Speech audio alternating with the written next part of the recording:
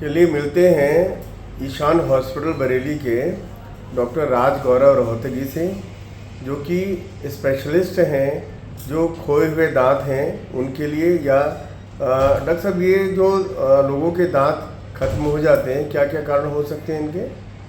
इसका कारण इन्फेक्शन हो सकता है। पेरियोडोंटाइटिस एक तरीके का कारण होता है जिसमें दांत की हड्डी जो होती है वो दांत को छोड़ देती है, मसूड़े नीचे चले जाते हैं। और ये समय के साथ, एज के साथ कभी कभी अमूमन मरीजों में देखा जाता है। वो ढीले होकर के अपने आप निकल जाते हैं। इन्फेक्शन एक कारण हो सकता है। दूसरा कारण हो सकता है कि चोट वगैरह भी हो सकता है, कोई कारण कि चोट लग करके टूट जाए दांत? हाँ, कई एक बार ऐसा होता है कि चोट लग जाती है, या कभी किसी तरीके की कुछ लोग में हिंसा की वजह से भी हो जाता है। कभी कुछ लोग गिर जाते हैं, उस वजह से उनके दांत टूट जाते हैं। तो ये भी एक कारण हो सकता है दांत खो जाने का। ठीक है, तो आप ये बताइए कि अभी करंटली हमारे पास जो क्या क्या ऑप्शंस हैं जो किए जा सकते हैं इन दांतों के लिए? देखिए, हमारे पास दो तरीके के ट्रीटमेंट्स हैं खोए हुए दांतों को वापस करने का। एक हमारे पास रिमूवेबल ट्रीटमेंट होता है, जिसमें जो कि एक पुरानी टेक्निक है, जिसमें दांतों की के लिए एक प्लेट बना दी जाती है। एक नकली दांत लगा दिया लगा के उसमें कर दिया जाता है। जैसे कि हमने अपने दादी बाबा को देखा, कभी वो लगाए, निकाले और रख दिए, फिर उसके बाद एक तो ये हुआ।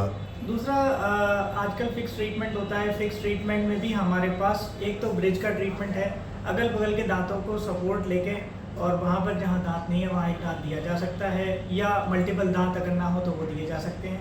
इसके अलावा हमारे पास अभी एक न्यूअर टेक्निक आई है जिसे हम इम्प्लांट्स कहते हैं।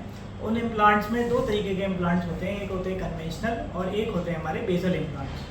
उन दोनों में फ़र्क ये होता है, कन्वेंशनल इम्प्लांट्स आप इम्प्लांट करवाने के बाद, जैसे दांत है उसमें एक छोटी सी सर्जरी करके इम्प्लांट को हड्डी के अंदर डाल दिया जाता है, और उसके बाद फिर 3 महीने बाद उस पर हम दांत दे सकते हैं। मतलब अगर मैं इसको सरल शब्दों में समझाना चाहूँ कि जो इम्प्लांट है, इम्प्लांट का एक पार्ट जो कि एक तरीके से स्क्रू को होल्ड करने वाला पार्ट है, उसको आपने हड्डी के अंदर डाल दिया। जब वो हील अप हो जाता है तो आप उसके ऊपर दांत कस देते हैं। जी बिल्कुल बिल्कुल, ये प्रक्रिया है। यही प्रक्रिया है। हम 3 महीने इसमें इसलिए देते हैं क्योंकि ताकि हड्डी जो है वो आपके इम्प्लांट को जकड़ ले। जब वो अपनी जगह जकड़ जाएगा तो उसके बाद जब हम ऊपर से दांत बनाएंगे तो वो आपका स्टेबल रहेगा, फिक्स रहेगा। अच्छा, देखिए इसमें तो 3 महीने का टाइम लगता है। क्या ऐसी कोई नई विधि है? हमें पता लगा कि आप किसी नई विधि से करते हैं। ऐसी नई विधि है कि जो 3 महीने से कम समय में हो सकता है? हाँ बेशक, इसमें एक नई न्यूअर टेक्निक जो आई है उसमें बेसल इम्प्लांट्स होते हैं।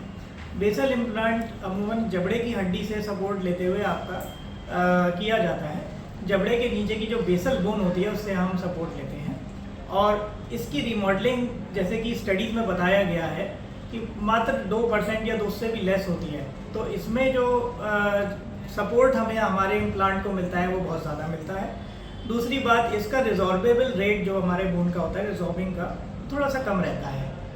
तो उसकी वजह से हमारा स्टेबिलिटी और हमारा जो लॉन्जिविटी है इम्प्लांट की वो थोड़ी सी बढ़ जाती है। तो आप अगर बेसल इम्प्लांट लगा रहे हैं तो जैसे आपने स्क्रू डाला, स्क्रू डालने के कितने दिन के बाद आप लगा सकते हैं दांत? देखिए, बेसल इम्प्लांट्स, पहली बात तो एक ऐसे इम्प्लांट्स होते हैं जो बिना चीरे के लगाए जाते हैं। इसमें किसी प्रकार का कोई भी चीरा नहीं दिया जाता, और इसको एक तरीके से पंच टेक्निक से लगा दिया जाता है। उसके बाद वहाँ पर इम्प्लांट डाल के और उसे टाइट कर दिया जाता है। प्राइमरी स्टेबिलिटी हमारे इम्प्लांट की इतनी ज़्यादा होती है कि हम उस पर उसी समय लोडिंग कर सकते हैं। अच्छा, क्या इसमें कोई ऐसा पदार्थ लगाते हैं जिससे जो भी आपने इम्प्लांट डाला वो बोन से होल्ड कर ले, चिपक जाए? ऐसी तो ज़रूरत नहीं होती कुछ? नहीं, इसकी कोई ज़रूरत नहीं होती। हमारा जो इम्प्लांट होता है उसका जो शेप होता है और उसका जो डिज़ाइन होता है वही इसी तरीके का होता है कि वो बिल्कुल हड्डी को पकड़ लेता है, हड्डी में मजबूती से फिट हो जाए। बिल्कुल फिट हो जाता है। तो आप कितने घंटे के बाद आप कह सकते हैं कि आप दोबारा से दांत का प्रोसेस लगा देंगे? इसको हम 48 घंटे या 72 घंटे तक, लेट से लेट 72 आवर्स में हम इसको रिहेबिलिटेट कर सकते हैं। वहाँ पर एक दांत बना सकते हैं, और जितने भी दांत नहीं है वो दे सकते हैं। अगर पेशेंट के मुंह में एक भी दांत नहीं है तो उसके ऊपर बेस करके इम्प्लांट सपोर्टेड डेंचर भी दे सकते हैं। ठीक है, मतलब कहने का ये है कि अगर आप निराश हैं अपने दांतों की वजह से, और सही बात है जब दांत आपके नहीं होते तो आप स्माइल करना भी भूल जाते हैं क्योंकि तो सामने नज़र आएगा। तो उसके लिए आप एक आशा की, एक उम्मीद की किरण हैं। ठीक है डॉक्टर साहब, धन्यवाद आपका। और इसी के साथ आपको यहाँ का हेल्पलाइन नंबर आपको बता देते हैं, 9837041574।